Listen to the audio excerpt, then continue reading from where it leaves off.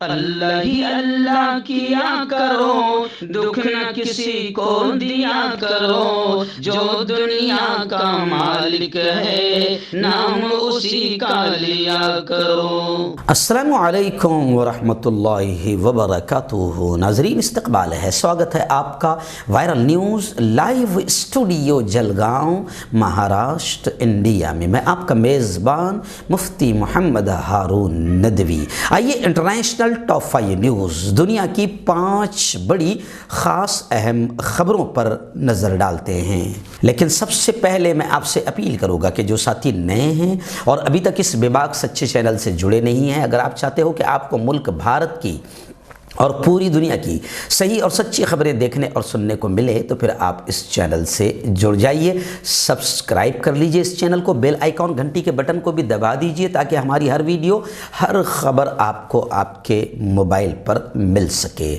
اور ہاں ناظرین، ہم ہر روز ایک اپیل کرتے ہیں کہ پلیز، ایک پرائیویٹ چینل ہے، چینل چلانے کے لیے پوری ایک ٹیم کام کرتی ہے، بڑا روپیہ پیسہ خرچ ہوتا ہے۔ اگر آپ چاہتے ہو کہ ایسے چینل مضبوط ہو جو ظلم اور ظالموں کے خلاف بے باک انداز میں حکومت کے نگاہوں میں نگاہیں ڈال کر بھی بات کر رہے ہیں، اگر آپ ایسے چینلوں کو مضبوط کرنا چاہتے ہیں تو پلیز ہیلپ کیجئے، فائنینشیل ہیلپ، مالی تعاون کیجئے۔ اسکرین پر آپ نظر ڈالیں، ہمارے چینل کا بینک اکاؤنٹ نمبر بھی دیا جاتا ہے، اور اگر آپ آن لائن پیسہ بھیج کر مدد کرنا چاہتے ہیں تو گوگل پے، فون پے اور پے ٹی ایم تینوں کا نمبر ایک ہی ہے، 9923223361۔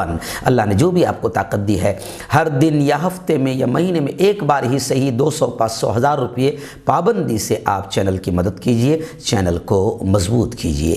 ناظرین، آج بھی میں جا رہا ہوں مہاراشٹر کے اورنگ آباد میں، ایک مسجد کا میرے ہاتھوں سے بنیاد رکھی جائے گی، سنگ بنیاد ہوگی مسجد خدیجۃ الکبریٰ کی، عصر کی نماز کے بعد اور مغرب بعد بیان ہوگا۔ اورنگ آباد میں ایک علاقہ ہے نارے گاؤں بسم اللہ کالونی، تو میں صبح ہی فجر سے پہلے میں اسٹوڈیو پر ریکارڈنگ کے لیے آ گیا۔ ہم لوگ یہ کام چھوڑتے نہیں ہیں، کہیں بھی جانا ہو تو رات کو 4 بجے 3 بجے آ جائے گی، اگر صبح بھی نکلنا ہو تو تھوڑی سردی ہے، دعا کرے کہ سفر آسان بھی ہو اور اللہ اس پروگرام کو قبول بھی کرے۔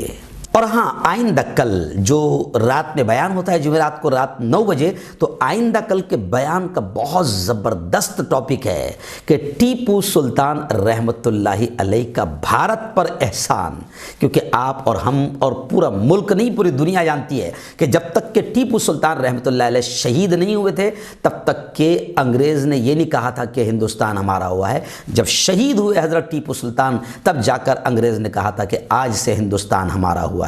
تو ایسا مجاہد آزادی، مگر کچھ اس وقت کے انگریزوں کی دلالوں کی اولاد اس وقت ٹیپو سلطان رحمۃ اللہ علیہ کو ظالم کہہ رہی ہے، قاتل کہہ رہی ہے، ہندوؤں پر اتیاچاری کہہ رہی ہے اور ان کے نام پر گھٹیا سیاست اور نیچ حرکت کر رہی ہے۔ تو انشاءاللہ آئندہ کل 9 بجے رات میں جو بیان ہوگا تو اس میں ٹیپو سلطان کون تھے، کہاں پیدا ہوئے، کیسے انگریزوں سے مقابلہ کیا اور کیسے بھارت کو بچائے رکھا تھا اپنی زندگی میں، اس پر بہت اہم بیان ہوگا۔ پوری فیملی کے ساتھ شیر میسور ٹیپو سلطان کی زندگی کو ضرور سننا تاکہ آپ کی نسلوں اور آپ کی اولاد کو بھی پتہ چلے کہ ٹیپو سلطان کون تھے۔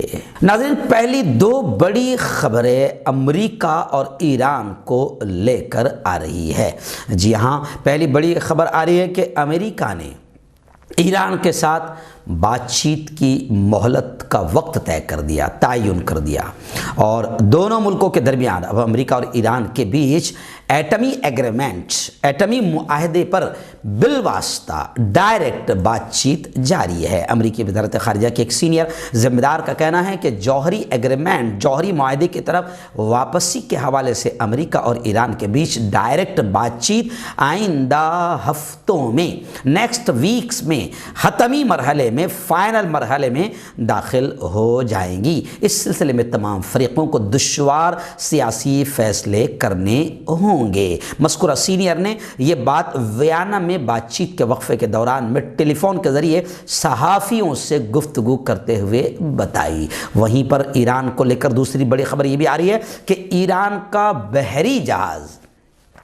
وینزویلا میں 20 لاکھ بیرل تیل اتار رہا ہے۔ ایران کے ایک بہت بڑے تیل بردار بحری جہاز نے اسی ہفتے وینزویلا کی تیل کمپنی کی مرکزی بندرگاہ پر اپنی کھیپ اتارنی شروع کر دی ہے۔ یہ کمپنی وینزویلا کی ریاست کی ملکیت ہے۔ جہاز پر تقریباً 20 لاکھ بیرل تیل مال موجود ہے۔ اس بات کا انکشاف ایک تجارتی دستاویز اور تیل بردار جہازوں کی سرگرمیوں پر نظر رکھنے والی ایک خدمت نے کیا ہے۔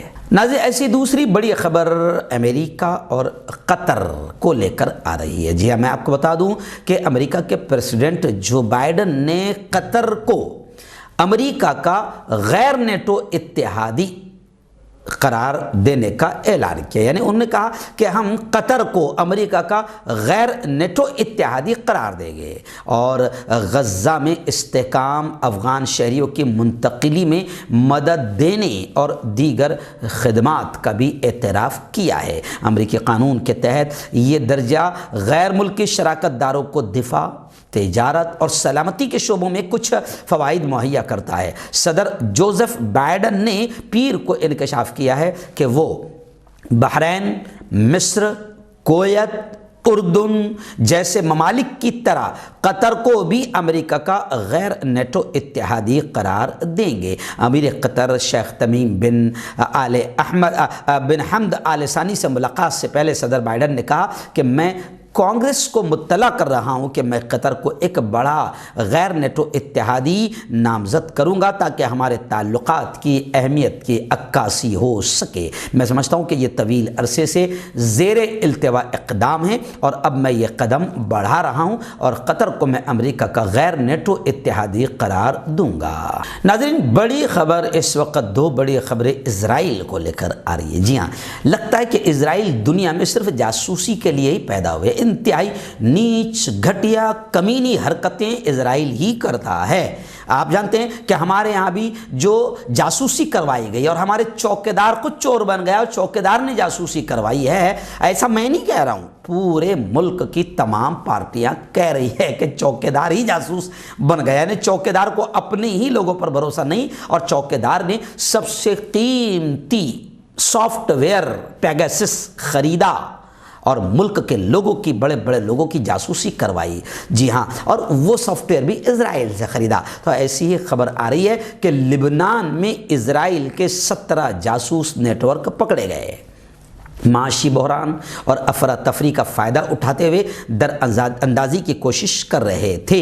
تو خیر، یہ کوئی راز کی بات نہیں کہ اسرائیل اپنی ریاست کے قیام کے وقت سے لبنان اور دنیا بھر میں اپنے ایجنٹ متعین کر رہا ہے۔ اسرائیل کی ساکھ یہ بن چکی ہے کہ وہ دنیا کے طاقتور ترین سراغ رساں ادارے رکھتا ہے۔ جو میں نے پہلا جملہ کہا شاید صحیح کہا، خبر پڑھنے سے میں نے کہا تھا کہ ایسا لگتا ہے کہ یہ ماں پیٹ سے ہی جاسوس بن کر پیدا ہوتے ہیں، اور جاسوس جو ہے اکثر نقصان ہی پہنچاتے ہیں۔ تو خیر، اسرائیل بڑی کمینی قوم ہے جو ہمیشہ کئی ملکوں کو نقصان پہنچاتی آ رہی ہے اور ابھی بھی فی الحال دنیا کے لیے نقصان دہ بنی ہوئی ہے، اور فلسطین میں کیا کرتی ہے یہ تو آپ کو بتانے کی ضرورت نہیں۔ خیر، اور دوسری بڑی خبر اسرائیل کو لے کر یہ آ رہی ہے کہ محمود عباس جو فلسطین کے ہیں، محمود عباس، انہوں نے اسرائیل سے تقریباً 25 سینئر قیدیوں کی رہائی کا مطالبہ کیا۔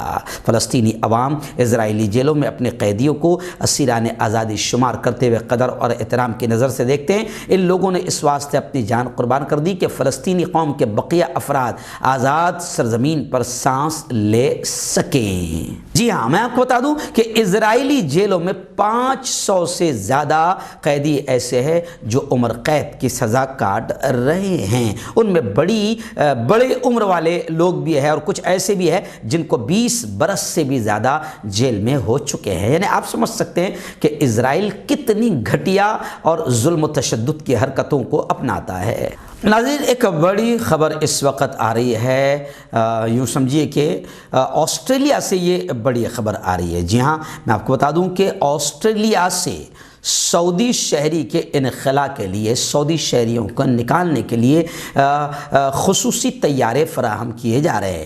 سڈنی میں قائم سعودی عرب کے قونصل خانے نے پیر کے روز ولی عہد شہزادہ محمد بن سلمان کی ہدایات پر عمل کرتے ہوئے آسٹریلیا سے ایک شہری کے طبی بنیادوں پر انخلا کے لیے تیاری کی فراہمی کا اعلان کیا۔ قونصلیٹ نے اپنے ٹویٹر اکاؤنٹ پر کہا کہ قونصل جنرل مشاری بن نحیت نے ملک میں منتقلی سے پہلے شہری کی حالت کا جائزہ لیا، اس کی جلد صحتیابی کی خواہش کی اور بن نجیت نے شہری کو سعودی عرب پہنچانے کی کوشش پر میڈیکل ٹیم اور پائلٹس کا بھی شکریہ ادا کیا۔ ناظرین، آخری بڑی خبر آ رہی ہے جاپان سے۔ جی ہاں، آپ جانتے ہیں کہ کورونا پوری دنیا کو پریشان کر رہا ہے۔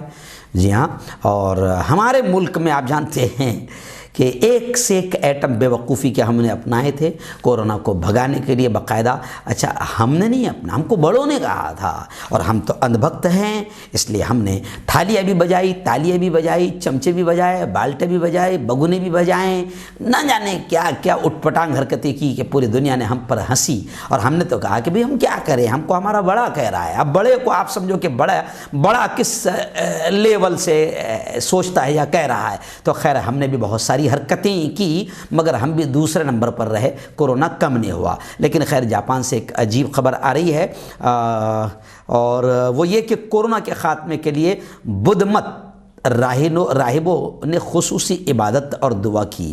تفصیلات کے مدد، اور ویسے ہم نے بھی اپنی مسجدوں میں باقاعدہ دعائیں کی، عید کی نمازوں میں دعائیں کی کہ کورونا سے بچ جائے۔ اور یقیناً یہ بھی ایک سچ بات ہے کہ اللہ ہی بچا سکتا ہے، اللہ ہی بچا سکتا ہے، اور کوئی طاقت نہیں ہے جو ہمیں اس خطرناک وبا سے بچائے۔ تو جاپان سے یہ خبر آ رہی کہ جاپان میں باقاعدہ بدھ مت راہبوں نے خصوصی عبادت کا اہتمام کیا کورونا کے خاتمے کے لیے۔